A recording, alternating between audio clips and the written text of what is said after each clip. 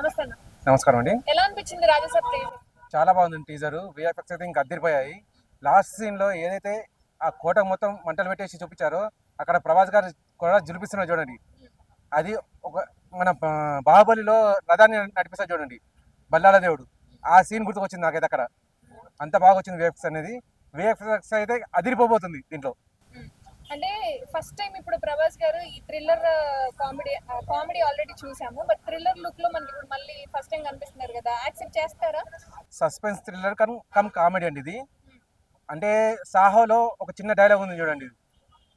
Heroine అడుగుతుంది, villains వచ్చి guns play చేస్తున్నప్పుడు ఎవరు విలన్ అంటే నా డై హార్ట్ ఫ్యాన్స్, అయితే చంపుతారు లేకపోతే వస్తారని చెప్పేసి.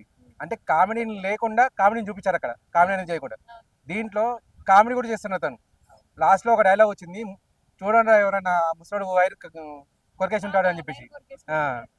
ఆ డైలాగ్లో కామెడీ ఫుల్ కనిపించిందండి. అంటే కామెడీ అనేది ఎంటర్టైన్మెంట్ ఫుల్ చేయబోతుందండి మూవీ.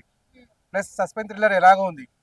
డిఫరెంట్ కాన్సెప్ట్ తీసుకోవడం ప్రభాస్ గారికి అయితే కామన్ అది. ఎందుకంటే ఒక రామాయణ తీసుకున్నారు, ఒక బాహుబలి తీసుకున్నారు, సాహో ఒకటి తీసుకున్నారు. అలానే ఇప్పుడు సస్పెన్స్ థ్రిల్లర్ కమ్ కామెడీ అన్నట్టు. అంటే బుచ్చిబాబు ఓన్లీ కామెడీ చేశారు, ఇప్పుడు కామెడీ కమ్ సస్పెన్స్ థ్రిల్లర్. అంటే ఇంకా డబుల్ ఎంటర్టైన్మెంట్ రాబోతుంది అనమాట. మారుతి గారికి ఇప్పుడు ప్రభాస్ గారు పెద్ద ఆర్టిస్ట్ తో మళ్ళీ చేయబోతున్నారు. అండ్ రీసెంట్ గా ఆయనకి హిట్స్ వచ్చిన దాఖలు కూడా ఎక్కడ లేవు. మరి మారుతి గారికి హిట్ ఇస్తారా ప్రభాస్ గారు? మామూలు హిట్ కాదండి, ఇప్పటివరకు హిట్లు లేవు అని చెప్పి బాధపడుతున్న మారుతిరావు గారికి ఇది 5 రెట్ల సంతోషాన్ని పెంచుతుంది. ఎందుకంటే దీంట్లో సంజయ్ దత్ గారిని కూడా చూపించారు. సంజయ్ దత్ గారిని ఒక కోటన్ అంటే నాకు చూసిన వరకు అర్థమైంది ఏంటంటే, సంజయ్ దత్ గారు ఒక ఆత్మ. తన కోటను తను రక్షించుకుంటున్నారు. ఆ కోటను రక్షించుకునే దాంట్లో ప్రభాస్ గారు ఎలా ఎంటర్ అయ్యారో తెలియదు, దాన్ని ఛేదించి మనకు చూపిస్తారు అన్నట్టు మొత్తం స్టోరీ అనేది. ఇది ఎలా ఉంటుంది అంటే, మనకు మారుతిరావు గారికి ఇప్పటివరకు పోయింది మొత్తం దీంట్లో తిరిగి వచ్చేస్తుంది అన్నట్టు. ఇంకా లాభాలు మునిగిపోతారు మారుతిరావు గారు. ఈ సినిమాతో మారుతిరావు గారి పేరు ప్రభాస్ గారి వల్ల 10 రెట్లు పెరగబోతుంది. అంటే ఇప్పటి వరకు అంటే మనం మాస్ కదా, అంతా మాస్ మాస్ యాంగిల్లో హై కట్అవుట్ ఉండి రారా పెద్ద పెద్ద డైలాగ్స్ ఉండి అట్లా యాక్సెప్ట్ చేశారు కదా. మీరు ఇప్పుడు పాన్ ఇండియా లెవెల్లో వస్తుంది మళ్ళీ కామెడీ అంటే మళ్ళీ వెంటనే బెడ్స్ కొడుతుందేమో అంటున్నారు. అదేనండి, ఆల్రెడీ సాహులో చిన్న డైలాగ్ అండి అది.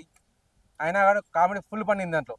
అంటే ఫేస్ అనేది ఎక్స్ప్రెషన్ ఏం చేంజ్ చేయలేదు, కానీ అక్కడ థియేటర్ మొత్తం నవ్వులతో దద్దరిల్లిపోయింది. ఆ చిన్న కామెడీకే అంతా వచ్చినప్పుడు పాన్ ఇండియా లెవెల్లో ఖచ్చితంగా యాక్సెప్ట్ చేస్తారు ప్రభాస్ గారిని కామెడీ అండ్ సస్పెన్స్ థ్రిల్లర్లో. యాక్చువల్ నేను అనుకున్నది ఏంటంటే, రాజా సాబ్ అని చెప్పేసి రాజాబాబు గారిని రాజాసాబ్ అని పేరున్నప్పుడే ఏదో రాజుల పరంగా ఉండొచ్చు స్టోరీ అని చెప్పేసి. కానీ అనుకున్నారా ముందే? ఇప్పుడు టీజర్ చూశాక అర్థమైంది ఏంటంటే, రాజులది కాదు, సంజయ్ దత్ గారి కోటను ఈయన ఎలా కాపాడబోతున్నారు, అంటే ఒక రాజు ఎలా కాపాడబోతున్నారు అని చెప్పేసి. అది రాజాసాబ్ అన్నట్టు.